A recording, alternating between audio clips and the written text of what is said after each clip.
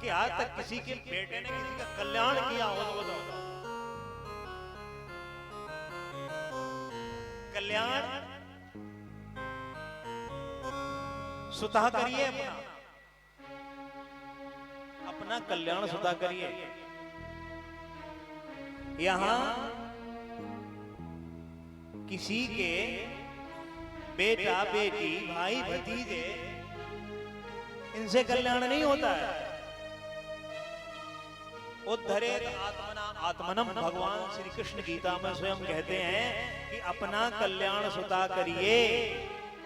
अगर बेटा बेटी भाई भतीजे से कल्याण हो जाता तो ये नरक खाली होता, स्वर्ग वैकुंठ ये लवालब ठसाठस भरे होते। अपना कल्याण स्वतः करिए। क्या मीरा का कल्याण मीरा के बेटे ने किया? क्या ध्रुव का कल्याण ध्रुव के बेटे ने किया? क्या प्रहलाद का कल्याण प्रहलाद के बेटे ने किया? प्रकृति के प्राणियों की त्यागियों से प्रीत होती है और जिसका चरित्र है उज्जवल उसी की जीत। अपना कल्याण स्वतः करिए।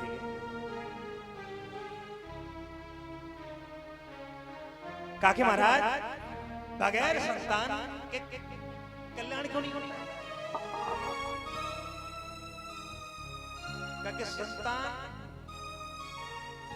और एक बात पता है कि संतन की बात है, ग्रंथन की बात है, शास्त्रन की बात है, हर गांव के पल्ले और ना पड़े, हर गांव के पल्ले ना पड़े। गुबरीला गोबर वाला और भौरा देखने में एक जैसे लगते हैं।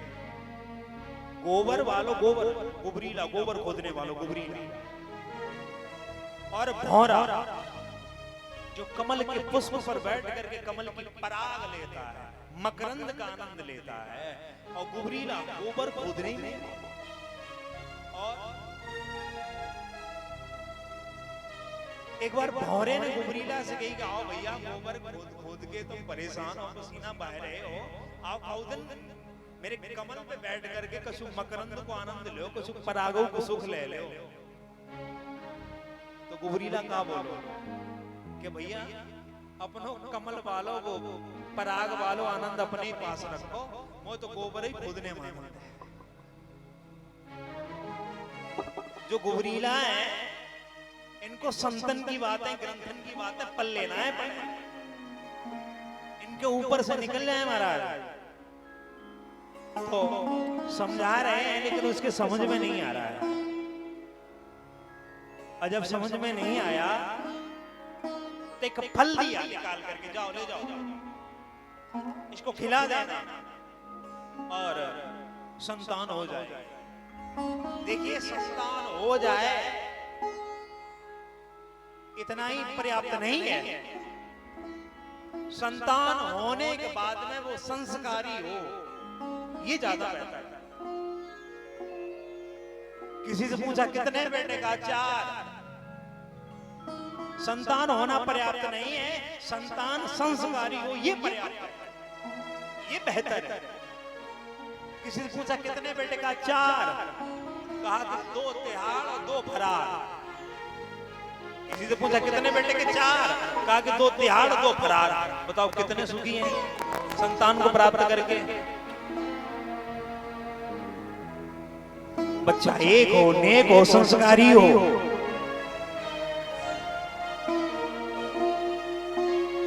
कोई गुटखा चूस रहा है, कोई सिगरेट फूंक रहा है, कोई गुटखा थूक रहा है, कोई सिगरेट फूंक रहा है। ऐसे बच्चों को जन्म देने में क्या फायदा? आपको स्वामी जी कहते हैं, क्या कहते हैं?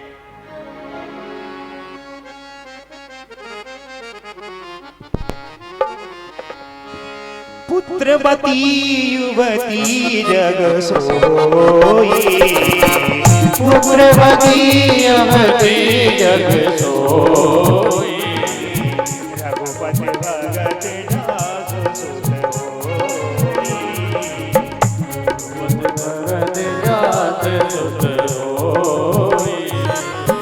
रघुपति भगति जासु सुत होई, रघुपति भगति जस कर सोई, रघुपति भगति जासु सुत होई।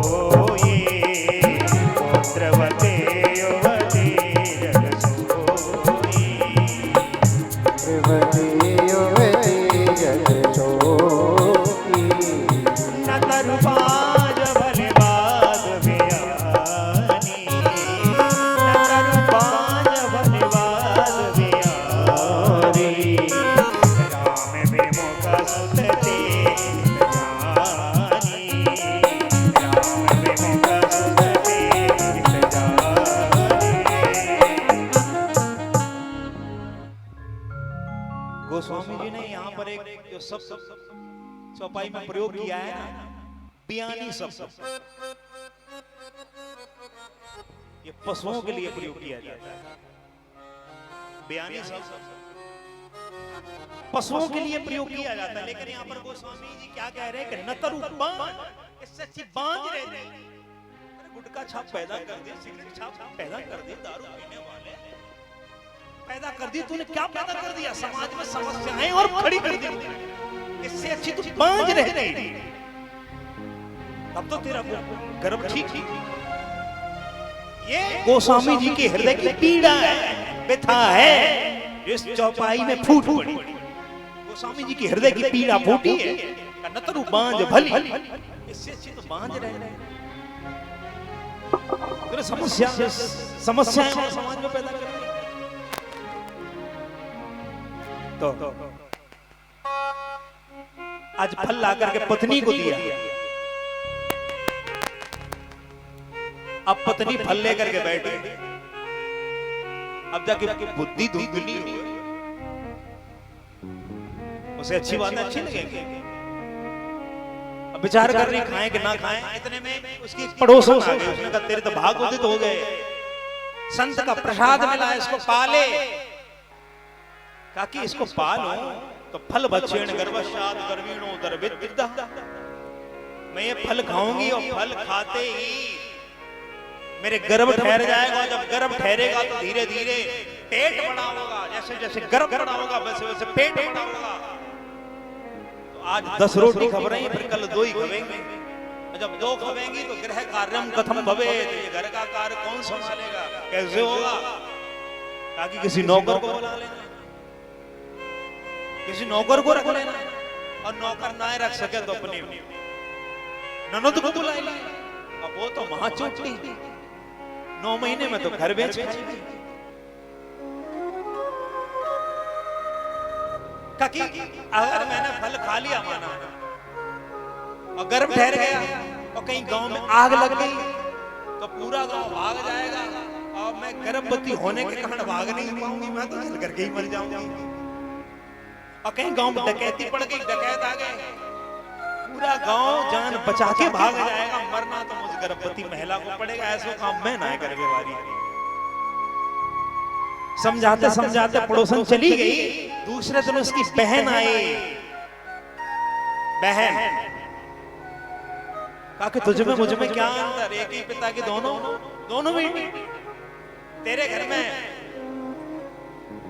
पुत्र नहीं और मेरे घर में धन नहीं। मेरे यहाँ बच्चों की लाइन लगी हुई है, 9 खेल रहे हैं, 10वां पेट में है। एक काम कर, तू धन दे दे और जाके बदले में बच्चा तू हमसे ले ले। तेरे पति कुछ कहें तो तू बच्चे से उनका मुंह बंद कर देना, मेरे पति कुछ कहेंगे तो मैं धन से मुंह बंद कर दूंगी। समस्याएं दोनों की समाप्त हो जाएंगी। ये तो बात ठीक है, तो बात मान गई। इधर पंडित जी को कहा कि इस फल का क्या करें?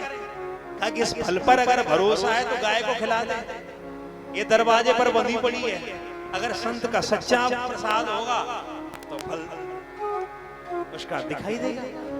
तो फल लिया, गाय को खिला दिया, और पति को झूठी सांत्वना देने लगी, मैंने फल खा लिया, अब प्रभाव भी हो रहा, और पति देव घूम मेवा मिष्ठान खिलाए भी लगे, और 9 महीने में वो महाराज फूल की सटानी है गई, फूल के सटानी है। अच्छा, एक दिन की बात है, उसकी बहन को बच्चा हुआ, वो चोरी छिपे ला करके धुंधली को दे गई, और धुंधली और जैसे ही गई तो चिल्लाए भी लगी, बेटा हो गया बेटा। और भोले वाले पंडित जी भाई की बात पे विश्वास कर बैठे,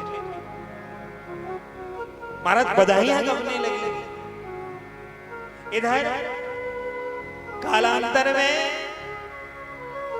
उस गाय ने भी मानव बच्चे को जन्म दिया,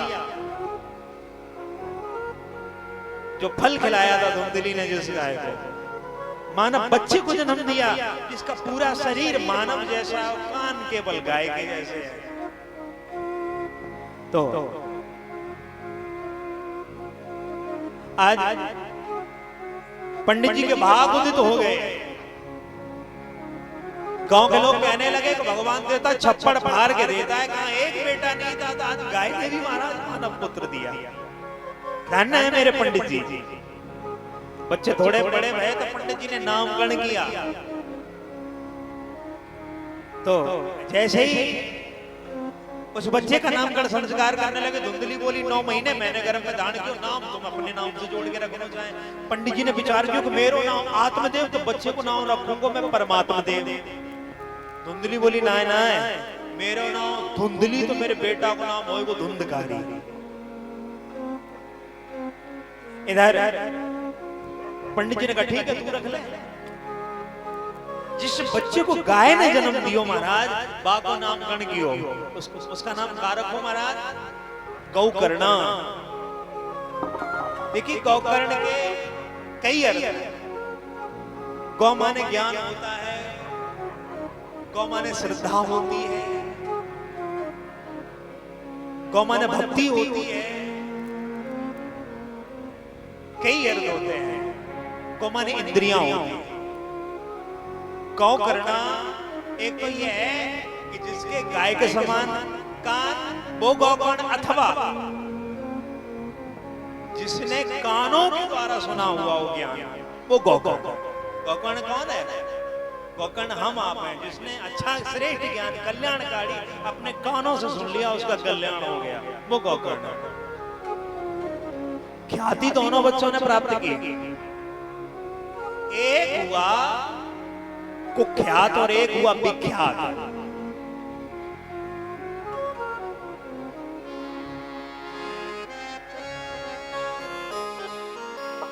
गौकर्णा पंडितो ज्ञानी, धुंधकारी महाखला।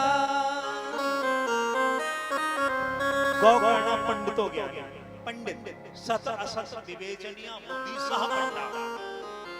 सत्य क्या है, असत्य क्या है, दोनों का जो निरूपण कर सके, बता सके, वो है ऐसी प्रखर बुद्धि का मालिक कौन है? पंडित। धुंधकारी महाखला। देखिए खल के, खल का फुलभौर करो, खल किसे कहते हैं? खल। खामा ने खाए, लामा ने लड़े। खा और ला, खल में दो शब्द हैं, खा और ला। खामा ने खाए, लामा ने लड़े। वैसे खल माने क्या होता है? मूर्ख होता है। क्या होता है? मूर्ख। लेकिन ये एक ऐसा मूर्ख है जिसका खाए उसी से लड़े। आज के सगे संबंधी, आज के बच्चे कैसे हैं? तुम्हारा खाएंगे, तुम ही को आंख दिखाएंगे कि क्या कर दियो तुमने, क्या किया मेरे साथ तुमने, ऐसे खल। तो महाराज आज धुंधकारी जब बड़ा हुआ तो जुआ खेलवे लगो, मदरा पान करवे लगो। उत्तम नगर में एक कोठा, तो महाराज कोठा जानो, जहां वैश्यावृत्ति होती है, वैश्यावृत्ति होती है। तो उस कोठे पे जाने लगा वैश्या। तो देखिए संस्कृत में भगवान का एक नाम है ऋषिकेश।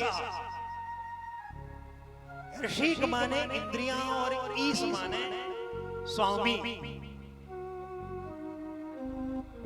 संस्कृत में ऋषिक माने होती इंद्रियां। भगवान का एक नाम है ऋषिकेश।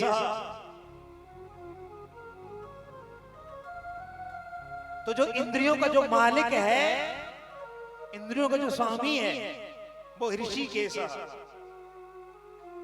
5 वैश्याएं कौन है ये 5 ज्ञान की इंद्रियां। 5 की जो ज्ञान की इंद्रियां हैं, आंख, जैसे ये कान है, कान अगर भगवान की कथा सुने, भगवान की कथा सुने तो ये कान कैसे हैं? पतिव्रता है। वैसे कौन? जो अपने पति को छोड़ करके पराये पुरुष के साथ में संबंध स्थापित करे, वो वैश्या। अपने पति को छोड़ करके पराये पुरुष के साथ में संबंध स्थापित करे, वो वैश्या। तो कान अगर भगवान की कथा सुने तब तो कैसे है, कान पतिव्रता है, और अगर यही कान बेबी को बेस पसंद है, ये सोचने लगता है, तो कान क्या है? कान वैश्या है। क्या है? वैश्या। ये जीव जिभ्या भगवान का नाम ले और भगवान का चरणोदक दान करे, तब तो ये जिभ्या कैसी है? पतिव्रता है। और यही जिभ्या सोआए में लग जाए, सोई खाए में लग जाए, और अनाप शनाप बोलवे लग जाए, फिर ये जिभ्या पतिव्रता नहीं रही, कैसी हो गई? वैश्य हो गई। वैसे कोई और नहीं है, हमारे शरीर के अंदर ही है। 5 ज्ञान इंद्रियां अगर परमात्मा की तरफ हैं तो पतिव्रता है, और अगर संसार के उन व्यवहारों की तरफ हैं जो नरक की तरफ ले जाएं तो कैसी हैं? वैसे आए। एक दिन जुए में सारी संपत्ति को हार गया, बर्तनों को बांध करके घर से लेकर के चल पड़ा। आत्मदेव जी ने डांटा तो वही धुंधकारी आत्मदेव जी को डांटने लगा, फटकारने लगा। आज रोए आत्मदेव, पहले रोए जब संतान नहीं थी, आज रोए कि संतान क्यों है। हम लोगों की यही हालत है, जब बच्चा नहीं होता है तो दर बदर भटकते हैं, कहते अरे वो बाबा जी बहुत पहुंचे हुए हैं, चटनी समोसा से काम बनाए थे तो पहुंच गए महाराज, लाल चटनी समोसा के साथ खाए हुए लगे। और वो देवता बहुत पहुंचो, वो महाराज एक बार पहुंचा संतान की प्राप्ति हो। जब संतान ना हो तो कभी इस दर पर माथा पटकते हैं, कभी उस दर पर पटकते हैं, और संतान है गई उसको संस्कारी ना बनाए पाई, फिर माथा पटकते हैं, अरे इससे अच्छा तो मान ही अच्छे थे, निपूते ही अच्छे से मरने के लिए चले। तो गौकर्ण ने पकड़ा, बैठाया और 2 श्लोकों में समझाया। तो जो लगाव था शरीर से और समाज से वो महाराज नष्ट हो गया, अब परमात्मा का भजन करने लगे। इधर माँ को डांटा, माँ कुएं में कूद करके शरीर को समाप्त कर दी। गौकर्ण जी बचे तो वो तीर्थ यात्रा पर निकल गए, अकेला धुंधकारी बचा। 5 वैश्यों को घर में ले आया, कोठे से घर में रख लिया। अब डकैती डालने लगा, राजा का राज खजाना पूरा साफ कर दिया। और जब साफ किया, वैश्यों ने देखा कि माल पर्याप्त है, राजा को पता चला ना तो ये माल भी जाएगा और ये तो जेल की हवा खाएगा, साथ में हम लोगों को भी खानी पड़ेगी। तो मदरा मदान तो धुंधकारी चारपाई पर पड़ा हुआ है। अब 5 वैश्यों ने महाराज उसका काम लगा दिया, चरपैया पे महाराज बांध दिया, और 2 रस्सी इधर से पकड़ के खड़ी हो गई, 2 इधर से खींचने लग गई, और मर ही ना रहो महाराज, प्राण निकल ही ना रहे। 5वीं खड़ी खड़ी देख रही, माना देखो महाराज के चूल्हे में आंच जल रही, चूल्हा धू करके जल लो महाराज। तो जलती भाई लकड़ी लेकर के आई, लकड़ लेकर के आई और धुंधकारी के मुंह में ठूस दी। तब तंगार समूहस्य व्याकुलम निधनम गता, हाय हाय करते करते उसका प्राणांत हुआ और भयानक प्रेत बना।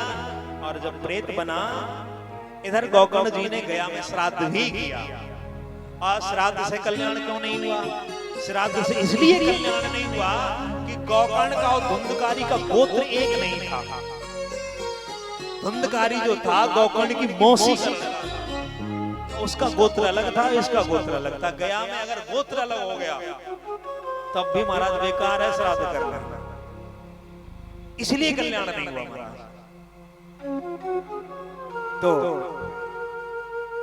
आज घर आए, प्रेत बनकर के परेशान करने लगा, कभी भैंसा, कभी बकरा, कभी बालक बनकर के रोता है। अहो बंधो कृपा सिंधु, कृपा करिए भैया, अहम भ्राता दुदोषणी धुंधकारी तनादा, मैं तुम्हारा भाई हूँ, मेरे ऊपर कृपा करिए, भयानक प्रेत योनि में पड़ा हुआ हूँ। तो गौकर्ण जी ने कहा कि देखो भैया अभी तो तुम जाओ, आधी रात है, सुबह होएगी तो तुम्हारी मुक्ति को उपाय हम कहीं ना कहीं से खोजेंगे। और जैसी सुबह भाई संतन से पूछी, पंडितन से पूछी, विद्वानन से पूछी, तो काऊ के पास में गौकर्ण के प्रश्न को जवाब ही ना भैया। हाथ में जल लेकर के भगवान सूर्य के सामने खड़े हो गए। सूर्य के सामने जब खड़े भये तो भगवान सूर्य ने कहा कि श्रीमद् भागवतान मुक्ति शब्दाहं वाचनम करो। श्रीमद् भागवत सप्ताह का आयोजन करिए, तुम्हारे भाई का कल्याण हो जाएगा। तुम्हारा आज विधिवत आषाढ़ के महीने में सप्ताह प्रारंभ हुई। एक शब्द ग्रंथि का जो बांस था, भाई पहले जो कथाएं होती थी बाग बगीचे में, प्रायः वटवृक्ष के नीचे कथाएं भाई। सुखताल में आज भी बरगद का वो वृक्ष है, प्रयागराज में आज भी वो अच्छे बट है, नेमी सारण में आज भी वो बरगद है। पहले कथाएं वृक्षों के नीचे हुआ करती थी, बाग बगीचे में वृक्षों के नीचे। तो सप्त ग्रंथि का एक बांस था, उसमें कीड़ों ने अपना घर बना लिया था। तो उसी छिद्र में प्रवेश कर गया और पहले दिन की कथा पहली गांठ, दूसरे दिन की कथा दूसरी गांठ, ऐसी 7 गांठें फट गई। ये ग्रंथियां क्या है? काम की, क्रोध की, लोभ की, मोह की, मद की, मात्सर्यता की, ईर्ष्या की। जिसकी ये 7 गांठें फट जाती है उसका कल्याण हो जाता है, और कोई नहीं। जिसकी ये 7 गांठें खुल जाती हैं उसी का कल्याण हो जाता है। दिव्य रूप धारण करके आज भागवत की महिमा का गान करने लगा। आइए हम लोग भी भागवत की महिमा का गान करते हैं और फिर आज आरती करते हैं और फिर प्रसाद।